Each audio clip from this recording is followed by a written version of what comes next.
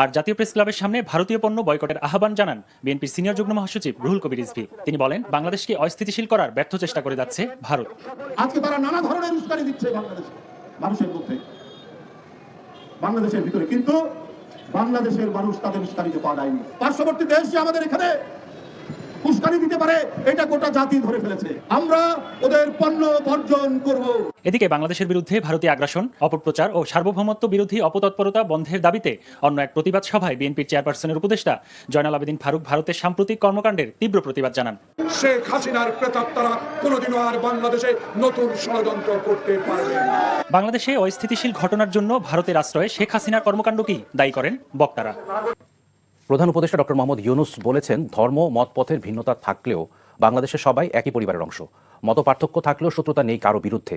বৃহস্পতিবার ধর্মীয় নেতাদের সঙ্গে সংলাপের আগে উদ্বোধনী বক্তব্যে তিনি কথা বলেন বিভিন্ন বিষয় নিয়ে বিদেশি অনেক গণমাধ্যমে যা বলা হচ্ছে তা নিয়ে ফারাক রয়েছে। চলমান নানা ইস্যুতে ধারাবাহিক আলোচনার অংশ হিসেবে রাজধানীর ফরেন সার্ভিস একাডেমিতে ধর্মীয় নেতাদের সঙ্গে সংলাপ করেন অন্তর্বর্তী সরকারের প্রধান উপদেষ্টা ডক্টর মোহাম্মদ ইউনূস। সংলাপে অংশ নেন একাধিক ধর্মীয় নেতা এবং সেটা আসছে আমাদের সংবিধান থেকে। উদ্বোধনী বক্তব্যে প্রধান উপদেষ্টা বলেন, জাতীয়তা ও পরিচয়ের প্রশ্নে বাংলাদেশের সবাই একই পরিবারের সদস্য। এর আগে বুধবার একই স্থানে বিভিন্ন রাজনৈতিক দলের সাথে সংলাপ করেন প্রধান উপদেষ্টা। অন্তর্বর্তী সরকারের প্রধান উপদেষ্টা ডক্টর মোহাম্মদ ইউনূসের সঙ্গে আগামী সোমবার ঢাকায় বৈঠক করবেন ইউরোপীয় ইউনিয়নের সদস্যভুক্ত ২৭ দেশ ও ঢাকায় ইইউ মিশন প্রধান সহ ২৮ রাষ্ট্রদূত। বৃহস্পতিবার বিকেলে পররাষ্ট্র মন্ত্রণালয়ের মুখপাত্র মোহাম্মদ রফিকুল আলম ব্রিফিংয়ে কথা জানান।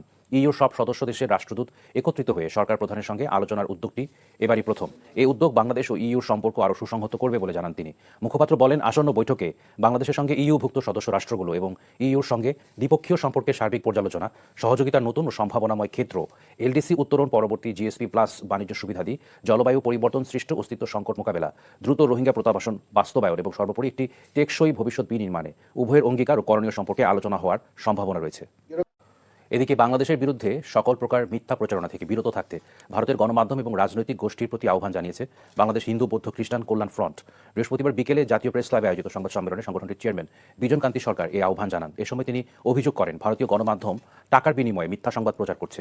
ভারত তাদের রাজনৈতিক স্বার্থে বাংলাদেশের হিন্দুদের ব্যবহার করছে বলেও দাবি করেন তিনি। আওয়ামী লীগকে হিন্দু বিদ্বেষী দল আখ্যায়িত করে বিজন কান্তি সরকার বলেন, দলটি ক্ষমতায় থাকার সময় কোনো সাম্প্রদায়িক হামলার বিচার হয়নি। এছাড়া হিন্দু সম্প্রদায়ের একটি অংশ ভুল বুঝে চিন্ময়ের পক্ষ নিয়েছে বলেও মন্তব্য করেন।